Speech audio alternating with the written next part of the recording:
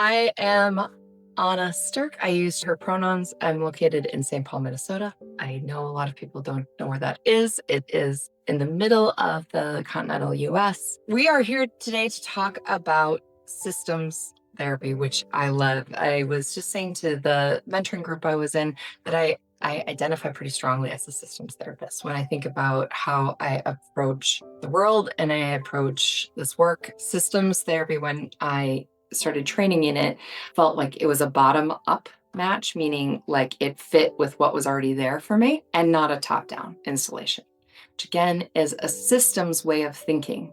How do I take this in? Is it bottom up? Does it fit with my system? Then I'm expanding it and understanding it, or am I learning it in a top down didactic way? So that's from kind of a meta perspective. That's one of the things I'd like to name, because that's one of the things that systems therapy and systems thinking gave me language for, was recognizing when I need to integrate something versus when it's there and I'm wanting to expand it. That's a systemic concept. I had studied cultural studies and comparative literature and feminist studies, thinking that I was going to go into civil rights law. Actually, weirdly, didn't do that, obviously, but that was part of my undergraduate training. So in cultural studies, comparative literature, part of what you're doing is paying attention to the texts and media and representations of culture and how a culture thinks about a thing and approaches it. And so the way of thinking systemically and thinking about how culture impacts our thinking, how there's both the external system, like a larger system, cultural system, and then how that interacts with individuals, was foundational to how I've come to approach working with families and couples and individuals. So when I found RLT, it was a really good fit for me. Again, it was a bottom up. It was already there for me in a lot of ways, and it resonated with me, which is great.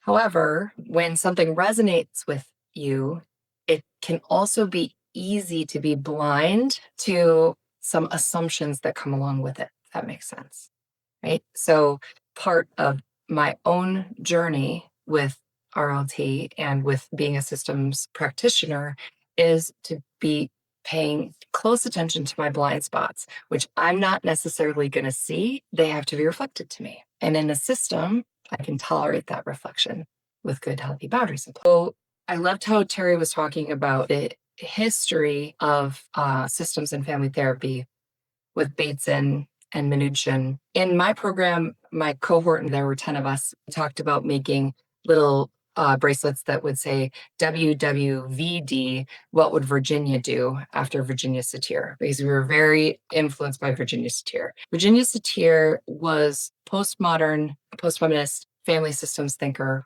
who introduced the idea of experiential family therapy. And in RLT, a lot of the ideas that Virginia Satir had, really match up with RLT concepts. The idea that all humans have kind of a spiritual life force of connection. Self-esteem is a core concept. The idea that we all have within us whatever it takes to heal ourselves, and that the family systems can be set up in ways that make it very difficult for that person to get in touch with that grounded self, central life force. And so she would work on actually tending to the family system sometimes in a very physical way. She pioneered the idea of family psychodrama and family constellation work. So she would actually have and sculpting work. So she would actually move people around in the room to attend to the systems dynamics that were there in an attempt to work on the system. That's a very overly simplistic way of describing it. But when we think about some of the core concepts in RLT, a non-pathologizing stance about people recognizing the impact of the family system on the individual, and that actually changing the family system dynamics in an experiential way can have an impact on how the system changes and how then the individual is able to be more in alignment with themselves and their central spiritual life force, grounded self, in RLT in a lot of ways. Also, another impact that we focused on was intergenerational family therapy. So Murray Bowen's concept that family patterns are passed on from generation to generation. Again, this is kind of foundational to how we approach things in RLT. It's not just you learned it from your system learned it from the generations before and the generations before. And so when we talk about that really powerful quote from Terry, family dysfunction rolls like wildfire through a forest until one person has the courage to stand and face the flames. That person brings peace to the generations before and spares the generations to follow. That's what we work on in RLT.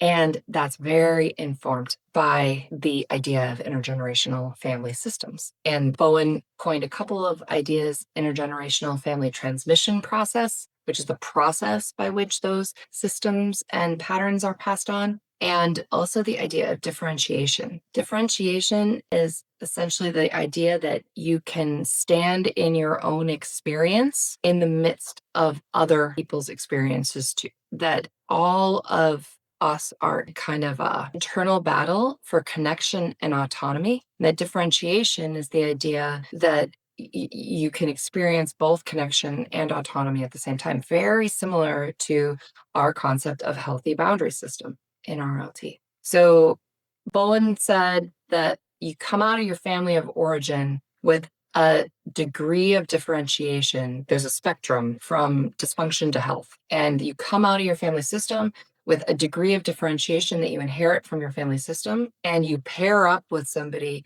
who has essentially the same level of differentiation on that spectrum from dysfunction to health. And that when you pair up with that person, that you will then replicate that degree of differentiation in your next family system. And if one person in that system moves along the spectrum of differentiation, moves closer to health, away from dysfunction, the other partner in the system has to move along with them. Or if not, either the person who has done some recovery, moved along that line of differentiation, has to go back to the original level of dysfunction. I've seen lots of couples, one person moves along and the other person doesn't, and the relationship doesn't necessarily end, but it is a life of misery. There's an enormous amount of suffering in those relationships in which one person has moved along, and they often do it. Again, that's something that really relates to our concept of blatant and latent in RLT. That's one of the ways that I've understood the concept of blatant and latent, is that when you have somebody who has moved closer to relational health, that the other person has to move along with them. So those are some of the influences that I wanted to name and just kind of give an overview of